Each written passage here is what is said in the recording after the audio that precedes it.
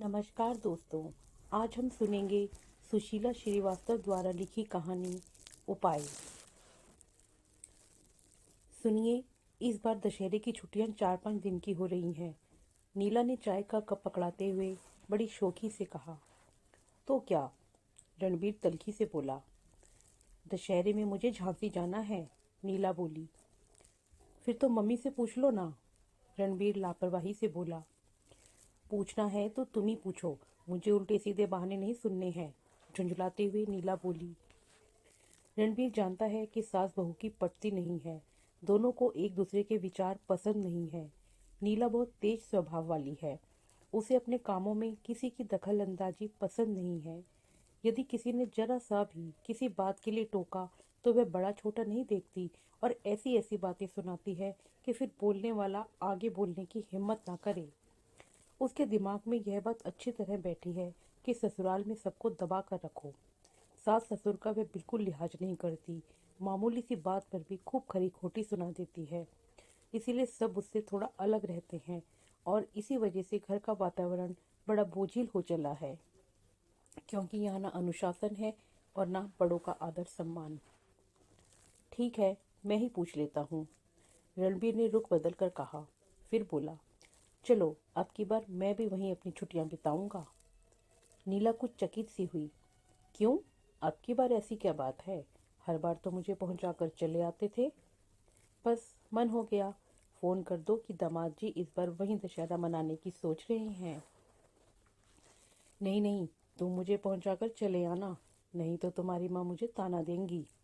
अब छोड़ो भी, मैं भी चल रहा हूँ बस, गंभीर स्वर में रणबीर बोला। रणबीर के वहीं छुट्टी बिताने की बात सुन जैसे कि आशा थी, माँ खुश नहीं हुई। उन्हें बिना मतलब ससुराल में रहना पसंद नहीं था। उन्होंने समझाने की कोशिश की, पर रणबीर अड़ा रहा। बोला, माँ तुम चिंता ना करो, सब ठीक रहेगा। नीला जब भी मायके से लौट कर आती थी, तकरार के नए नए नुस्खे सीख कर आती थी। यह बात रणबीर भी जानता था और माँ भी। इसीलिए नीला के मायके जाने को लेकर माँ हमेशा अप्रसन्नता जताती थी। रणबीर के आने की खबर मिलते ही ससुराल में सभी स्वागत सत्कार के लिए तत्पर हो उठे। टैक्सी दरवाजे पर रुकी तो छोटा साला अरविंद, जो बाहर क्रिकेट खेलने जाने के लिए किसी साथी का इंतजार कर रहा था, लपक कर आया और सभी को नमस्ते कर सामान उठाकर अंदर ले गया। सास रसोई घर में कुछ बनाने में व्यस्त थीं और ससुर जी कुर्सी पर बैठे अखबार पढ़ रहे थे। ससुर जी को नमस्ते कर उनका आशीर्वाद लेकर रणबीर रसोई घर में चला गया और अपनी सासू माँ को नमस्कार कर बोला, अरे क्या बना रही हैं माँ जी? बड़ी अच्छी सुगंध आ रही है। आपके बनाए नाश्ते का मजा ही कुछ और है। सासू माँ अपनी प्रशंसा सुनकर मुस्कुरा दी, बोली, बैठो बेटा, मैं अभी नाश्ता लेकर आती हूँ। रणबीर ससुर जी के पास बैठ गया। थोड़ी देर में नाश्ता आ गया। चाय पीते हुए वह सबका हालचाल पूछता रहा। फिर वह अपना बैग उठा लाया और उसमें से कुर्ता पजामे का एक सेट, जो कि चिकन का था, निकाल कर ससुर जी को दिखाया और बोला, बताइए पापा, यह सेट कैसा है? ससुर जी ने हाथ में लेकर कहा, बढ़िया है। इसकी कढ़ाई डिजाइन सोबर और महीन है। यह आपके लिए है, रणबीर ने हंसकर कहा। इस बार लखनऊ गया था तो 2 सेट लाया था, एक आपके लिए और एक पिताजी के लिए। अरे भाई, मेरे लिए तुम्हें लाने की क्या जरूरत थी? और पत्नी शारदा की तरफ मुखातिब होते हुए बोले, देखो रणबीर मेरे लिए क्या लाए हैं। सासू माँ चहक कर बोली, इसका रंग और डिजाइन तो बहुत अच्छा है, क्या दाम है? अब आप दाम वाम की बात मत करिए, मुझे अच्छा लगा तो मैंने ले लिया बस। फिर रणबीर ने बैग से चिकन की एक साड़ी निकालते हुए कहा, यह आपके लिए। सासू माँ पुलकित हो उठी। अरे बेटा, इतना खर्च करने की क्यों तकलीफ की?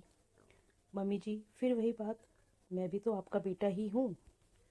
अरे बेटा, यह बात नहीं, तुम्हारे व्यवहार और विचार से हम वैसे ही प्रसन्न हैं। रणबीर ने साले सालियों को भी कुछ न कुछ दिया। नीला यह सब चकित सी देख रही थी। उससे रहा न गया। जैसे ही एकांत मिला, उसने रूठे अंदाज में रणबीर से कहा, तुमने यह सब कब खरीदा? मुझे बताया ही नहीं। कोई ज़रूरी नहीं कि सब कुछ तुम्हें बताया ही जाए। नीला मुंह बनाकर चुप हो गई। रणबीर ने खाना खाते समय खाने की खूब तारीफ की। बीच बीच में हंसी की फुलझड़ियां भी छोड़ रहा था वह। सभी लोग बड़े खुश लग रहे थे। खाना खाने के बाद रणबीर साले व सालियों के साथ गपशप करने लगा और नीला माँ के पास बैठ गई। रणबीर ने अरविंद को पास बुला लिया और उसकी पढ़ाई आदि के बारे में काफ़ी दिलचस्पी दिखाई। बातें तो बहुत हो गई। अब ये बताओ, तुम लोग कभी पिकनिक के लिए जाते हो? रणबीर ने अरविंद से मुस्कुराकर पूछा। हम एक दो बार कॉलेज से ही गए हैं, पर वैसा मजा नहीं आया जो अपने परिवार के साथ आता है। अरविंद और रिंकी मुंह बनाते हुए बोले। ठीक है, कल पिकनिक का प्रोग्राम रहेगा, रणबीर बड़े दोस्ताने ढंग से बोला। अरविंद व रिंकी को जैसी मुंह मांगी मुराद मिल गई। उन्होंने सारी प्लानिंग झटपट कर डाली। दामाद के इस मिलनसार व्यवहार से पूरा घर बहुत खुश था। दूसरे दिन किराए की टैक्सी कर ली गई। सभी लोग बैठकर चल दिए। शहर से बाहर एक झील थी और पास में ही अमराई थी।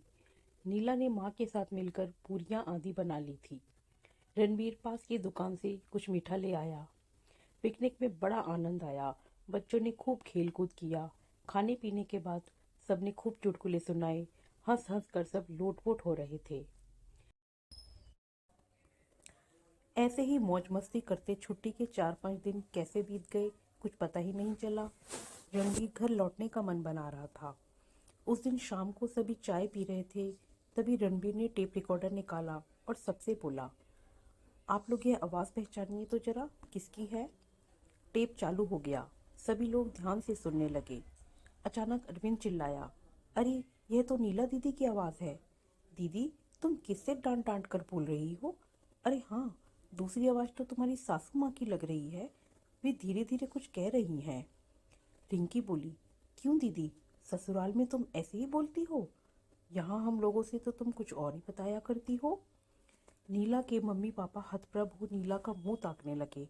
रणबीर मंद मंद मुस्कुरा रहा था। रणबीर ने मुस्कुराते हुए कहा, आपकी बेटी छोटी छोटी बातों को सुनकर चिल्लाना शुरू कर देती है और सब पर दोष लगाया करती है। ऐसी बात नहीं कि मैं कुछ कहता या समझाता नहीं, पर यह माने तब ना। इसके दिमाग में यह है कि ससुराल में सबको दबाकर रखना चाहिए। मैं तो आए दिन की चिकचिक से परेशान हो गया। फिर मैंने सोचा आप लोग ऐसे तो समझेंगे नहीं, इसीलिए मैंने यह उपाय अपनाया। अब आप लोग जो चाहे समझें। तभी ससुर बोले, बेटा, हम इतना नहीं जानते थे। यह तेज तो है, लेकिन यह तो हद ही हो गई। छोटे बड़े का लिहाज करना ही छोड़ दिया। बेटा, हम बड़े शर्मिंदा हैं। सासू माँ ने नीला को डांटा और समझाया। नीला को रणबीर पर रह रह कर क्रोध आ रहा था। मायके आकर नीला सास ससुर की खूब बुराई करती थी। सासू माँ ऐसे चिल्लाती हैं, ऐसे बोलती हैं, वगैरह वगैरह। आज पोल खुल गई। वह कुछ शर्मिंदा व क्रोधित भी थी। सासू माँ ने रणबीर से माफ़ी मांगी। अकेले में नीला को बड़ी हिदायतें दी और समझाया। नीला बस रोती रही। रास्ते भर नीला रणबीर से बोली नहीं। जब वे घर पहुंचे तो माँ का मूड कुछ उखड़ा उखड़ा सा था। वे कुछ कहने वाली ही थी कि नीला ने झुककर पैर छुए और हालचाल पूछा।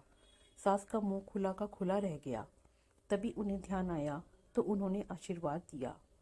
नीला ने ससुर के भी पैर छुए तो उन्होंने भी आशीर्वाद दिया। जब सास किचन में जाने लगी तो नीला ने रोककर कहा, आप बैठिए, चाय मैं बनाती हूँ। स्वर में मिठास व अपनापन था। सास ने अविश्वास से बहू को देखा, फिर रणबीर की ओर देखा। वह मुस्कुरा रहा था। नीला अभी भी मुंह फुलाए ही थी, बात नहीं कर रही थी, बस अपना काम यंत्रवत करती जा रही थी। रणबीर बेडरूम में जाकर कपड़े बदल रहा था। तभी नीला ने चाय का प्याला मेज पर रखते हुए कहा, यह चाय रखी है। वह जाने के लिए मुड़ी ही थी कि रणबीर ने हाथ पकड़ लिया और बोला, तुम भी बैठो, अपनी चाय यहीं ले आओ। नहीं, मुझे नहीं बैठना है, नीला गुस्से में बोली। परंतु रणबीर ने जाने नहीं दिया। उसे पास में बैठा लिया। फिर बोला, तुम्हारी नाराज़गी उचित नहीं है। मैं तुम्हें समझाता था, मगर तुम मानती ही नहीं थी। ऐसे में घर की सुख शांति के लिए कोई उपाय तो करना ही था। मेरे माता पिता ने बहुत संघर्ष किया है। आज जब मैं हर तरह से समर्थ हूँ तो मेरा फ़र्ज़ है सब तरह से उन्हें सुखी रखना। उनको दुखी व अपमानित होते देखना मुझसे सहन नहीं होता। जरा सा मीठा बोलो, अच्छा व्यवहार करो तो माँ कितनी गदगद हो जाती हैं। यदि वे अपनी तरह से कुछ चाहती हैं तो कर देने में कौन सी मेहनत करनी पड़ती है। रणबीर ने नीला को समझाते हुए कहा। नीला कुछ सोचती रही, फिर धीरे धीरे सकुचाते हुए बोली, मुझे माफ़ कर दो रणबीर, आज के बाद मैं कभी तुम्हें शिकायत का मौका नहीं दूंगी। वेरी गुड, रणबीर ने शरारती अंदाज में कहा। अब अपनी चाय लेकर यहीं आओ, हम साथ में चाय पियेंगे। नहीं, हम चाय सबके साथ पियेंगे, चाय लेकर तुम बाहर आओ। नीला ने भी उसी शरारती अंदाज में नकल उतारते हुए मुस्कुराकर कहा और पलटकर बाहर चली गई। रणबीर मन ही मन मुस्कुराया। उपाय काम कर गया। धन्यवाद।